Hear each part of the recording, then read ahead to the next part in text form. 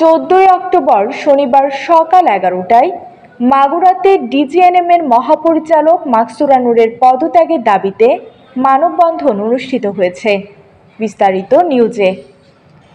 Nursing পেশা ও নার্সদের নিয়ে কটূক্তি করায় ডিজিএনএম এর মহাপরিচালক মাকসুরা নূরের পদত্যাগ সহ নার্সিং ও মিডওয়াইফারি অধিদপ্তর এবং বাংলাদেশ নার্সিং ও মিডওয়াইফারি কাউন্সিলের নন নার্সিং প্রশাসন ক্যাডার অপসারণ ও নার্সদের পদায়ন নিশ্চিত করার দাবিতে মানববন্ধন করেছে সকল নার্সিং অফিসার, 250 শয্যা বিশিষ্ট জেনারেল হাসপাতাল মাগুরা এবং নার্সিং ইনস্টিটিউট মাগুরার সকল শিক্ষক শিক্ষার্থীবৃন্দ। ডিজিএনএম এর মহাপরিচালক মাকসুরা নূরের নার্সিং পেশা নিয়ে কটূক্তি করেছেন। তিনি বলেছেন, নার্সিং পেশাকে সেকেন্ড ক্লাসের সম্মান করা ভুল হয়েছে। নিজেদের অস্তিত্ব রক্ষায় রাস্তায় নেমে এসেছে নার্স সমাজ।